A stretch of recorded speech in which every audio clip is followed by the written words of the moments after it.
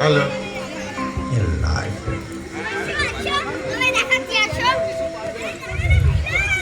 বামা, এ বামা, বামা, কালো প্যান্টের বোতাম আছে না, কি বোতাম আছে। কি মুশকিলে পড়া গেল বলতো। এই লন্ডিগুলো হয়েছে মহা গেরোয়াজ। ইস্ত্রি করতে দিয়ে বোতামে 13টা বাজিয়ে দিল। আসল বোতামটাই হাওয়া। বামা, এই না দেখ চলবে কিনা, সাদা বোতাম আছে। দেখ, এ তো শার্টের বোতাম, লাগালে খুলে যাবে তো। তা কি করবো, যা পেলাম তাই নিয়ে এলাম। আর তোর হয়েছে যত, মরার সময় হরি না, আগে থেকে জোগাড় করে রাখতে পারিস নে।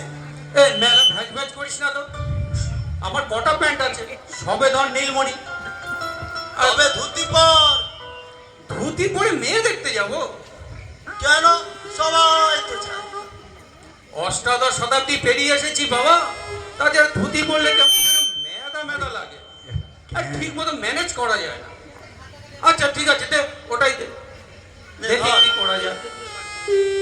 কিন্তু তুই সেটাকে দাড়ি লাগিয়ে ঘুরছিস কেন? ঘুরিনি ঘুরিনি, ভাবছিলাম দাড়ি লাগিয়ে ভাবছিলি? কি ভাবছিলি? যে এইভাবে আর কতদিন চলবে। এইভাবে মানে? এই চিটিংবাজি করে, এ তো এক ধরনের তোর লোক ঠকানোর বিজনেস। কি করবো আবার মেলা ভ্যাজ ভ্যাজ করছিস। তোর এই নীতিগানে ফোড়াটা মাঝে মাঝে টনটনিয়ে ওঠে কেন বলতো? কারণ আমার এই মান আর হুঁশ দুটোই এখনো আছে। ও আপদ দুটোকেই বিক্রি কর যত তাড়াতাড়ি পারিস। আচ্ছা বলতো, এই পৃথিবীতে কটা সাচ্চা লোক আছে পারবি খুঁজে বার করতে? দেখবি ঠক বাসতে গা উজাড়। একটু চোখ খুলে দেখ, সব শালাকে ঠকাচ্ছে। বুদ্ধিমানেরা ঠকিয়ে মেজাজে বেঁচে আছে, আর বোকারা ঠকিয়ে ঠকে মরে যাচ্ছে। আচ্ছা তুই বল, এর মধ্যে ওসব নীতিভীতি ছাড়তো। উঞ্চভিত্তি এ এক ধরনের অপরাধ। না না, মানতে পারছি না। এ হলো বুদ্ধির মার পায়। বুদ্ধি খরচ করেই বাঁচতে হবে। তোকে বাঁচতে গেলে বুদ্ধি খরচ করেই বেঁচে থাকতে হবে। আচ্ছা তুই বল, এর মধ্যে অপরাধটা কোথায়?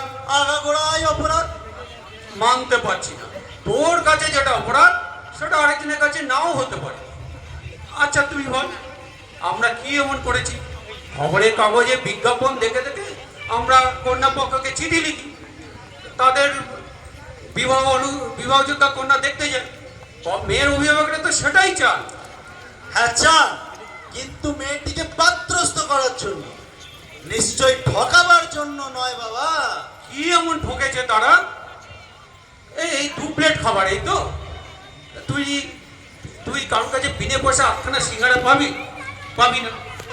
এই বদলে কি মেয়ের বাড়িতে যাওয়া, মেয়েটিকে দেখা, আর বদলে তোর আমার মতো দুটো বোকা ফাটা নিজের পক্ষে একবেলা ভরপেট জল খাওয়া, এই তো। শুধু খরচ বলতে একটা পোস্ট কার্ড আর ওই বাস ভাড়া। কিন্তু সারা জীবন তো আর এইভাবে চলতে পারে না। দূর শালা, বর্তমানের কথা ভাব, ভবিষ্যতের কথা ভাবে তারা। যাদের পকেটে রেস্ত আছে তারা ভাবে কিভাবে টাকাকে সোনা আর সোনাকে গিনি করা যায়। আচ্ছা তারা প্রথম আমাদের সেই ছাইয়ের বিজনেসটা আবার শুরু করা যায় না? একবার গণেশ উল্টে গেলে সেই গণেশকে আর সোজা করা যায় না রে। কত বুদ্ধি খাটিয়ে একটা বিনে পয়সার বিজনেস করেছিলাম। ছাই, দূর ছাই করে যেই ছাইকে গিন্নি মারা রাস্তায় ফেলে দিত, সেই ছাইয়ের হলো কিনা ক্রাইসিস। কেন? কারণ এখন ঘরে ঘরে মাইক্রো ওভেন আর ইন্ডাকশন কুকার। অতএব নো ছাই। কিন্তু হাড়ি করার মুখে ছাইয়ের পাউডার না ঘষলে তাদের ঝকঝকে মুখে তো হাসি দেখা যাবে না। ছাইয়ের কাছে ডিটারজেন্ট পাউডারও ফেল।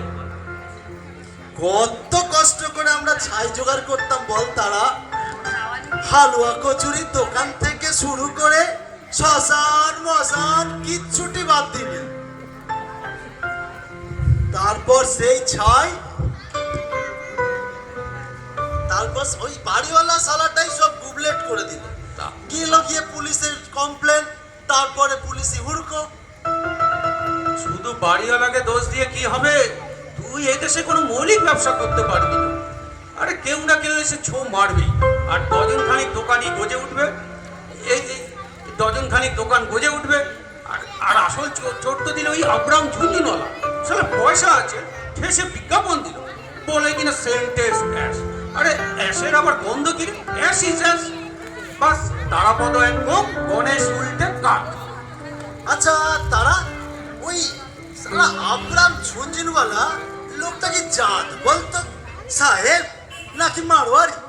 ও শালার সব বারোয়ারি, ওদের কোনো জাত ফাত নেই। এই শালা বাবা, তুই সেই থেকে এই নীতিভীতি আওড়াবি? নে নে নে, যা তৈরি হয় না, তাড়াতাড়ি চল। চল চল যা। এই বিবেক, এইসব নিয়ে থাকলে হরি মোটরও জুটবে না। এই যে কি সৌভাগ্য, আর তারাপদবাবু এখনো বাড়ি আছেন? এত মাঞ্জা দিয়ে কোথাও বেরাচ্ছেন নাকি? আরে মেসমশাই যে এই আবার পেন নাম কেন? অতি ভক্তি কিসের লক্ষণ জানো তো? জানি চোরে, কিন্তু একটা সামান্য ছোট কারণে এত নিচে নামিয়ে দেবেন? সামান্য ক মাসের বাড়ি ভাড়া বাকি আছে জানো? সেটা কি চুরি না? 6 into 500। How much? How much? খুব ভালো করেই জানো, বিটলেমে একদম করো না। সেটা জানি মেসমশাই, আসলে যে একটা চাকরি। চুপ করো, বিজনেস হবে না? চেষ্টা করলে কি একটা চাকরি জোগাড় করতে পারো না?